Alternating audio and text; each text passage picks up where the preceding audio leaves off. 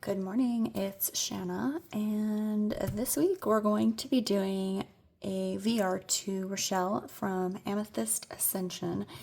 She just recently did a tag called something like my top current 11 favorite decks or something along those lines. I'll put it on the screen and also obviously link it below. Basically, she said that the decks that she showed are, as you might have guessed by the title, her current favorite decks, and that, 10 minutes after she shut off the video recorder, I don't know, what do we call this anymore? 10 minutes after she stopped recording, she could very easily change her mind, and I feel like I will begin this video with the same disclaimer that, favorites change all the time, especially when we're getting in new decks, and even if we're not getting in new decks, favorites can change seasonally or just depending on our mood or wherever we are. So these are my top 11 favorite decks. However, I've totally cheated.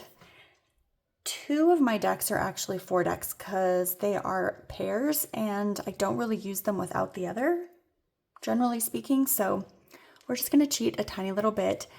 But let's get right into it. This is probably going to be somewhat long. I don't know. Do we flip through all the cards for each of these? Probably not. We'll skim. Okay. So the first deck that is a current favorite is the Southern Botanic Oracle by Stacey Williams. One of these days I will learn how to pronounce that last name. But I feel like most everyone has seen this. And then I say that and I think, plenty of people who watch this could be new to tarot. So if you haven't seen it, obviously everything will be linked below. So I just love this deck. The cardstock is beautiful. I love the keywords. I love that there are 2 keywords because then I can have a tarot on either side that corresponds to the keyword. This is one of those plant decks that, I don't know, doesn't quite feel like a plant deck. It just feels like it goes deeper than that. And so it's not one that I would really necessarily pull into that category, though obviously it is exactly that. It's a plant deck. Forgot to put on my glasses. There we go. So this one, I don't know, it's just beautiful. I've mentioned it in the past that there's a card in here that when I first got this deck, look at this little bumblebee right there. When I first got this deck, I liked it. Obviously I bought it with intention, but I pulled a card and it actually came up multiple times for me where the description in the guidebook talks about perimenopause. So obviously, given the content that I share here on this channel, it immediately resonated for me. So this deck just kind of holds that special spot for me, and I love it. The cardstock is, I don't know, it's kind of unique. I don't know if I have anything else like it. It's matte, but kind of buttery and nice and flimsy, but it snaps back well. I don't know anything about cardstock, not really. I know what descriptions say. I know what my cardstock is on my tarot deck. Besides that, I have no idea. Anyway, I enjoy this oracle very much, and I feel like this is one that I'd like to use with the herb crafters, which easily could have been part of this video today. I probably should have brought that in instead of maybe one of these others. Do I change my mind at the last minute? I don't know. We'll see. That's the beauty of being able to pause, right?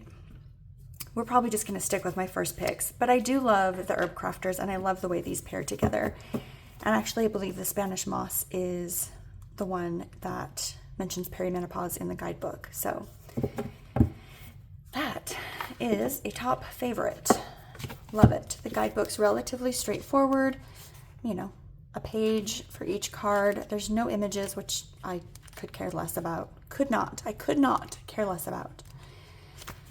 So, okay, next up is a favorite that caught me off guard was unexpected,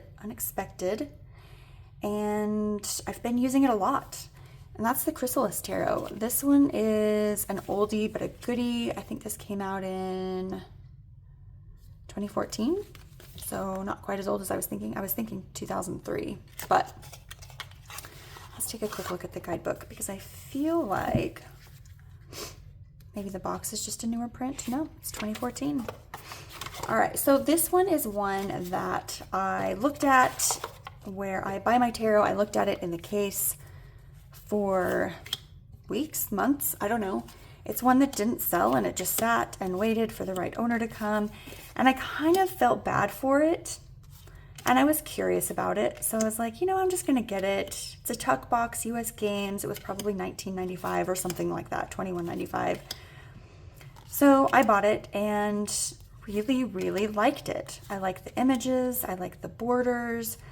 The messages are beautiful. And I did wind up getting a secondhand copy of the Chrysalis Tarot book that you can buy separately, or I believe you can still buy this as a kit. And when I first started reading that book, I was not that impressed. I was kind of like, well, I don't really need this. I can just use the little white book. Why would I pull out a separate thing? However, because this is my tarot deck that I'm using for my year ahead spread this year, I've been using it a lot more, so I have been following along in the guidebook. There's a bit of a story at the beginning before you get into the descriptions of the cards. And overall, I just really love this deck. I like using it in March. Last year I used it as my March deck. But I think this is one that I'll be pulling out consistently throughout the year.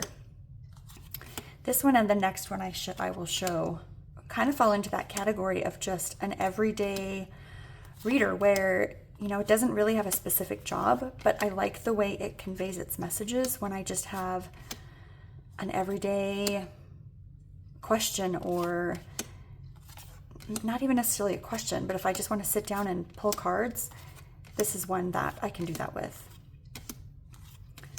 It's just, I don't know. It's like, I'm not even sure the right word that I would choose. I was going to say soft, but it's not really soft.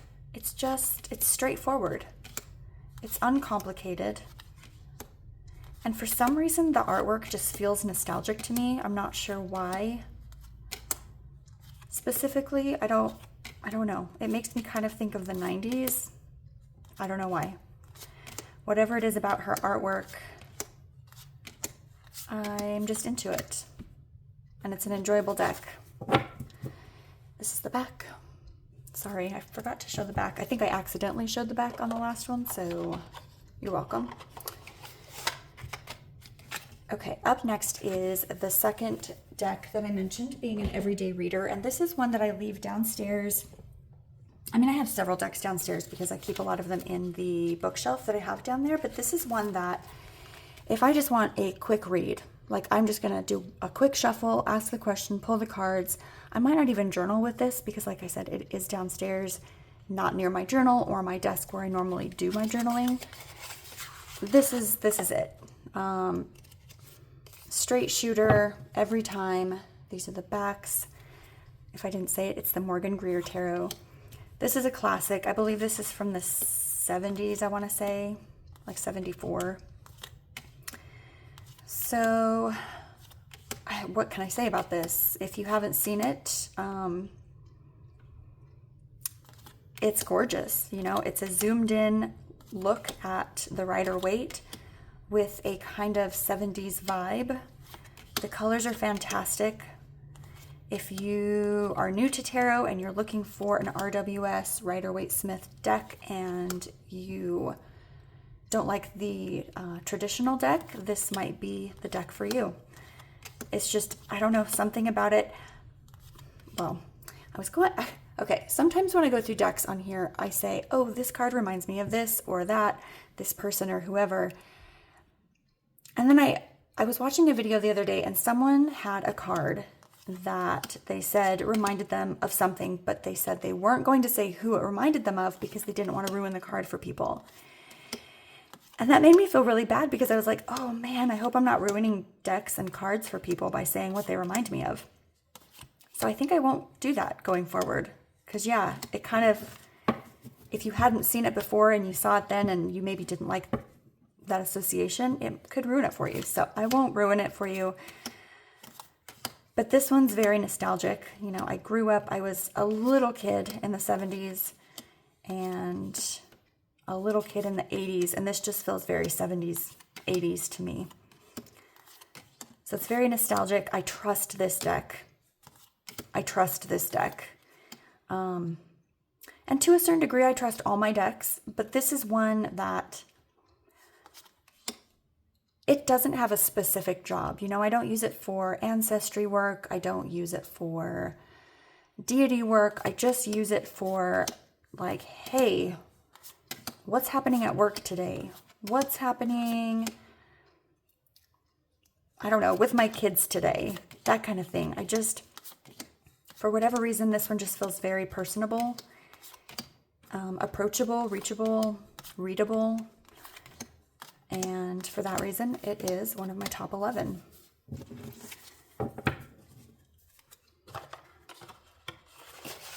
Okay, next. Oh my goodness, I hope you didn't hear that. My stomach. You guys, I need to learn to eat before I come on here. Okay. Next up is one that I do talk about quite often, and that's Remembering the Sweet Fool. I love this deck. For so many reasons. Here are the backs. The guidebook is a poem, a unique poem for each one. Some are quite short, some are somewhat longer. It's, you know, I don't always go to the guidebook. I don't feel like I need to with this deck for myself personally. This one feels witchy and intuitive and spiritual. This one feels spiritual to me. And I don't think I have very many decks where I can say that. I love that it's photography. I'm learning more and more that I do love photography decks. I'm still picky. Like, I'm not going to buy every single photography deck, but I do enjoy that aspect of it, the realism of it, because I feel like it can pull me in to these everyday objects that I can see and put myself into that image, and also pull intuitively from it. So I guess I won't flip through every single card. But I love this one. I usually use this after Christmas, January, probably December. I feel like I have this in December. I could probably get away with this even through March in my brain. You know, seasonally is very important to me. If it feels like I couldn't pull out like the Seasons of the Witch Yule and use it in July. I don't think I could. So this feels like a winter deck to me. So it's been put away for this season. However, that's not to say that if I had a specific reading in mind and this deck was the one that I felt called to pull, I would be okay going to get it and pulling it even in, August or whatever. So, okay. Next up is the Botanicals deck. Now, this is one of the few plant decks that I really, really, truly enjoy and use. I have a few other plant decks. The thing with this is it's got the write-up on the back. It has an intention for every card. It has the Latin name, and then it has a ritual for every card. And I love that. I think it's such a useful deck. I use it for color pulls. I don't know if that's like a term, but I use it in the same way that I use the Color Mage Oracle, in that I will flip through and find, I'll pull my tarot and then I'll flip through this deck and find a card that I feel matches or coordinates or just feels scrumptious with those tarot cards. And that's the card I'll pull and the one that I use and read with. So again, this is another photography deck, and I love it. And this was surprisingly witchy. When I bought this deck, I had no idea. I just thought it was another plant deck that was going to have plant facts. But this one talks about witchy things. It talks about a cauldron. It talks about magic with the CK, which I feel like is something that I needed to clarify. I don't know why, but in case you're curious, now you know. I could be mistaken. I found the artist of this deck on Instagram. I feel like maybe she identifies as a witch. I could be wrong. I could be way off base. But just based on the vocabulary used in this deck, I'm going to say that it's safe to make that assumption, at least for myself.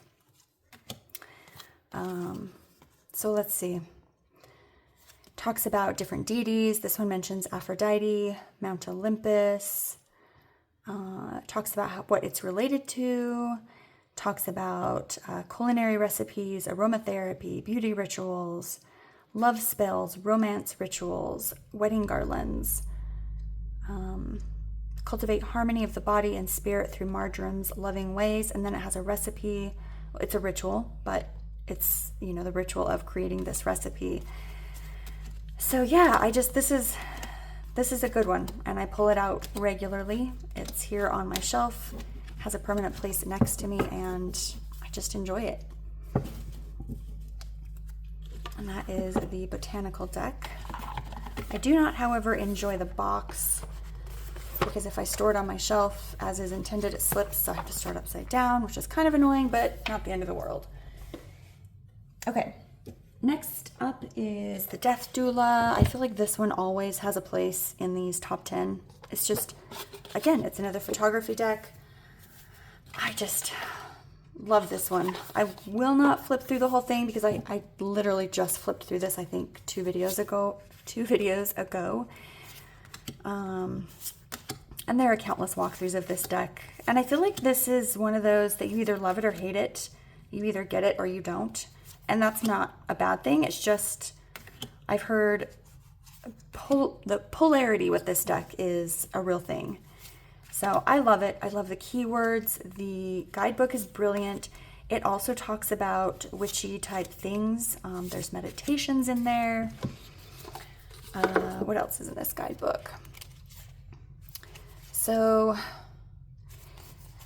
the layout of this is that some of them will have just a little write-up, like Truth has just a couple sentences. The keyword unprocessed for that card, it also points to see somatic healing, page 39, see therapeutics, page 41. This one, the void, says see formlessness meditation on 26. So then you flip to, it's like choose your own adventure, kind of. So you flip to the page that it references, and then you get a meditation or a visual mantra, wisdom through ancient text. It's a brilliant guidebook. It's well laid out. It's easy to find. There's crystal recommendations. There's an affirmation in here. It's brilliant. I love everything about it. I believe this deck is still available, though it is a second edition that's available. And I don't think there's anything different. I don't remember. I don't think there's much different about it. But yeah, this is a definite always next to me on my shelf. Here are the backs. Little shiny gold there. Oops, put that in the wrong way.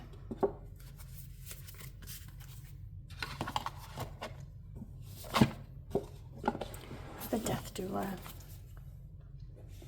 All right, next, let's pull out this one. This is the Mystic Faerie Tarot. This is my April deck. At least it has been the last couple of years. I'm excited to pull it out. Look how pretty this is. The guidebook's lovely. It kind of walks you through like a story. You kind of go through this world with these fairies. You know, it takes you through from start to finish the story of these fairies, and I think that's a unique take on a guidebook, and I really enjoy it for that. Here are the backs, which I love. These remind me very much of, do I have it right here? Yes. So this is this is not, but this is a William Morris print, and I think it's called Dragon something, I don't know. But it has kind of this dragon face here, and it just reminds me of the back of the Mystic Faerie Tarot. And actually, I'll leave this guy out. Okay. So this, you know, as you can see, I mean, this is just gorgeous. It's just that warm, sunny, springy, like mid to late spring vibe. It just has kind of those Easter colors. It's very austere. The colors are kind of perfect. I love this one. It just has all the right vibes for April, and I very much enjoy pulling it out. You know, the light is just different in April. Going into May and June, it's just different outside, and this, I feel like, matches it. These pinks are just gorgeous. It's so pretty, and it's a great reader. You know, it's another straightforward one. And at least for the month of April, I'd say it's an everyday reader. You know, it doesn't have a specific job. It's just one that I use regularly throughout that month. So I might actually leave this up here because this was downstairs. I feel like this could easily take us straight from March into April. So yeah, I think I will do just that. But I just love it. It's sweet, it's cute. I love the artwork. And it's funny, I bought this deck when the Victorian Faerie Tarot was still out of print, before they announced that they were going to do the reprint on Kickstarter. And I kind of thought, oh, well, this will just have to be good enough, right? And then I got it and I really liked it. And now that my copy of the Victorian Faerie Tarot is in, I actually kind of prefer this one. And that could just be because I've had this one for a couple of years now and I've had time to work with it and connect with it. But I really like this one. So all of that being said, and you know what? This one's mass market. It was probably $30 for the kit. So, okay. So let's do one more of these. So what are we at? 1, 2, 3, 4, 5. This is 6. The Shadowland Tarot. This is very much my September deck. This deck just has something special. There are the backs. My favorite part about the guidebook is the little spider down the side. He travels down as you flip. I think it's so cute. The guidebook's brilliant. Beautiful write-ups. We've got the card, keywords, shadow, message, which is quite lengthy, and then reflections. So that's for every card. Plus you get, you know, a good size picture of each. I love the guidebook. This is a forever deck for me. I think I've mentioned it before. I can see myself in this deck. This is the inside of me. This is me. Literally, this is my signifier card for this deck. I don't know. This is, I don't know how else to say the same thing. Again, just it's the inside of me. It gets me. It's like I'm talking to myself. It's like I'm looking in a mirror when I do the readings with it. It's like I'm asking myself a question and my higher self is answering me, which, I mean, again, I feel like you can say about a lot of tarot decks, but sometimes it just hits a little different. We're just going to leave her on the outside because she deserves to be on the outside. I just really, really enjoy this deck thoroughly. I use it in September.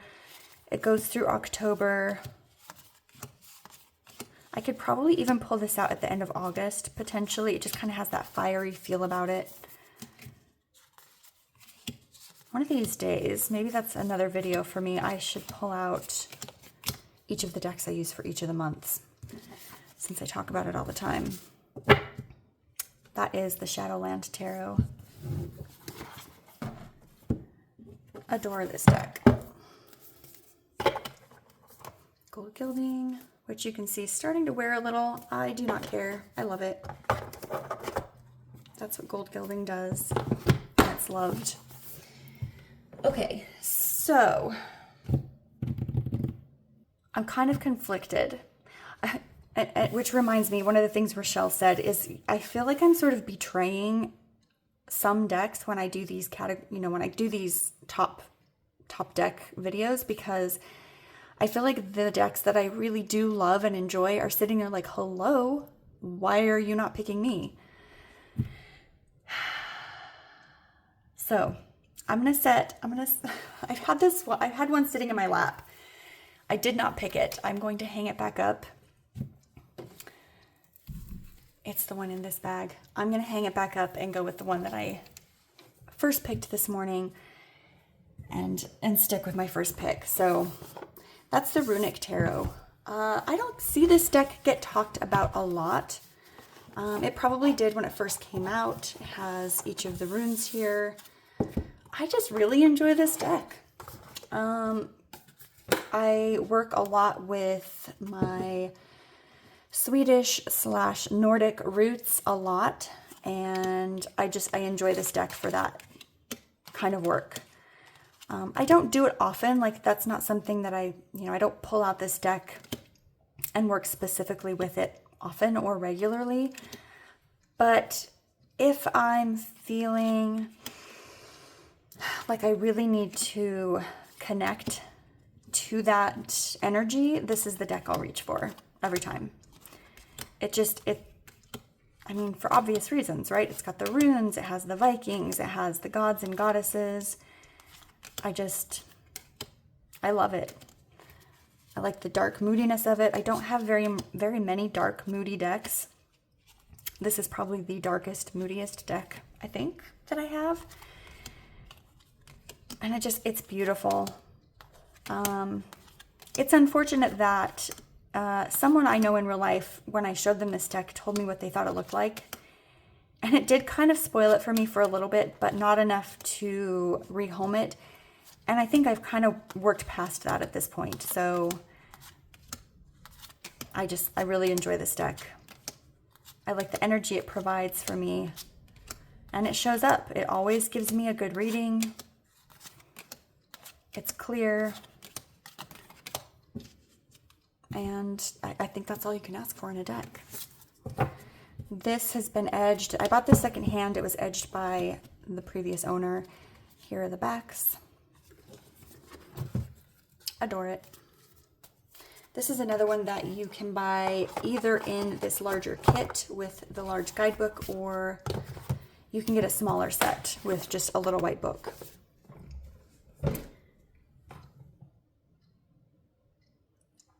Okay, here's where I'm going to cheat a little bit, because let's make sure. 1, 2, 3, 4, 5, 6, 7, 8, 9, 10. Oh, maybe I do have 11. How do I have 11? 1, 2, 3, 4, 5, 6, 7, 8, 9, 10, 11. Oh my goodness. Maybe I don't know how to count, but I do only have 11 here. I'll still pull them up together at the same time because they are a bonded pair. That is my Coastal Curiosities by Lennox Reese and Oceanum Arcana by Taylor Bryn. I bought the Oceanum Arcana first. It is my ocean deck. I live very close to the coast here in Oregon, and this is the deck I take with me when we go. I guess this is kind of a dark and moody deck too, but in its own way, because it's underwater, right? Ocean themed. And then last year when my husband and I went to the coast for our anniversary, I took both of these because I felt like, it's Coastal Curiosities. So the brilliance happened when I pulled them out together. I was on the coast. I don't remember the name of the exact beach, but we were looking for sea glass. And I pulled these out together, and for whatever reason, they just work brilliantly together. You wouldn't necessarily think so because I feel like they have very different vibes, but their artwork, just for some reason, I don't know, they work. They're beautiful together, and they were immediately, like that day, that moment, a bonded pair. Maybe it's the tones are similar, I don't know. But I love them together. And they work, they're monogamous. They work together.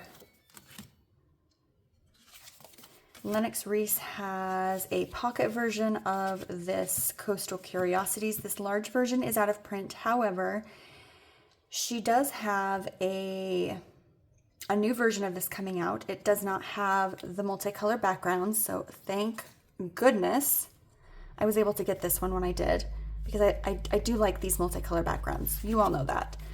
And then she's also taken off these little symbols in the new version, which, you know, can lend to a cleaner image, but I enjoy them for what they are, and I have no regrets. So I think it's like a kind of a linen color background. I don't know if it has a design on it or not. I can't remember. But anyway, that'll be coming out soon. And she also has the Folkloric Tarot coming out soon, which I definitely backed on Instagram, or on Instagram, listen to me. I backed on Kickstarter, and I'm so excited. I think that's the deck I am most excited for, that I've been excited for a very long time. Can't wait to get my hands on that. And I guess it's one of 4, if I remember correctly, that'll be part of a series. So yeah, if you don't follow them on Instagram, definitely go check it out. Oh, so good. So this does count as 2 decks. I think when I originally counted, I felt like I had to combine them, but I don't. So anyway, that is the Oceanum Arcana, kind of a coppery bronze gilding, and then these are the backs, which I think are beautiful. Ugh, I just love Coastal Curiosities. Such a good deck. So satisfying. Look at that. Okay. The guidebook's wonderful. I love the way she's laid it out with just a little like artwork within. So good. All right.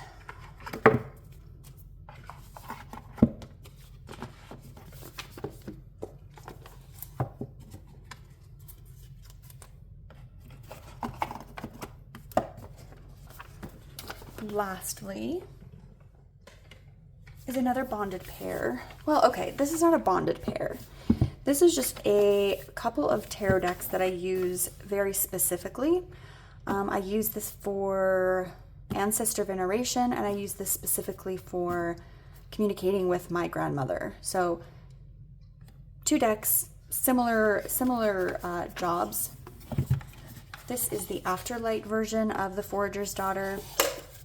I do have the original version as well, which I use in the winter because it has like a ruby tone, like a hunter green, and like a deep navy blue, or yeah, deep navy blue. They're both gorgeous, but this is the one specifically that I use for this time of the year. So I'll just put them together, not necessarily because I use them together, just because they have similar tasks. Look at the backs on that. So gorgeous.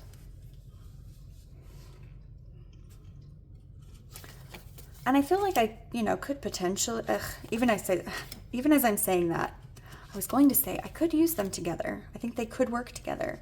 But even as I was saying that, my body was saying, no, no, don't do that. They have their own specific jobs. And I'm okay with that. This is just brilliant for ancestor work because the clothing in these cards to me feels pretty timeless. I mean, I guess, it's probably not like the 1600s necessarily, but I think it's generic, I guess, enough that no matter what time period I'm in or working towards for that particular past life, I can still kind of picture myself. I can still put myself in that card and see that person for the timeline that I'm working with. Sometimes I start talking and I just think, are you even making sense right now? But this is the Forager's Daughter is definitely my grandmother's deck.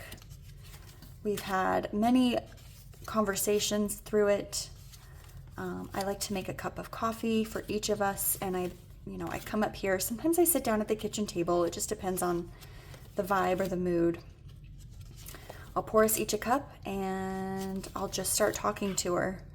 And I ask her questions, and I pull a card, and I go through the guidebook, and I journal as I pull each card, because it's so fun to come back just months later and kind of remember that conversation that I had with her.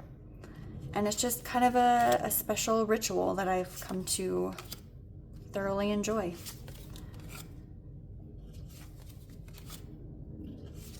Just a couple beautiful decks. And the deck that I use with this is just for reference. I won't flip through it, but I will show you.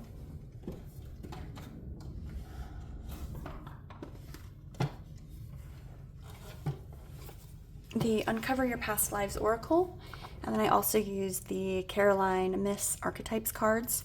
These are both brilliant. I did have a video kind of going over how I used them, and I think I have since made it, I think you can only access it if you had the original link that I provided in one of the Facebook groups. I think it was Rochelle's Facebook group. Anyway, if you're curious, I can get you the link. I'm considering making another one just because it's such a fun practice. And I don't know, that one just, I don't know. For whatever reason, I felt weird about sharing that one. But if you're curious about the practice, let me know. And I'll consider making another one, because it is fun to use the Oracle cards along with Tarot of Echoes. And for me, they just work together perfectly. So that is my top 11 current favorite tarot decks, tarot oracle decks. Anyway, if you want to play along, do. It's fun. I love pulling these. I love grouping my cards together and sort of categorizing them. It's one of the most fun parts of the practice. So with all of that being said, and I will stop rambling, I will catch up with you guys next week. Thank you for being here.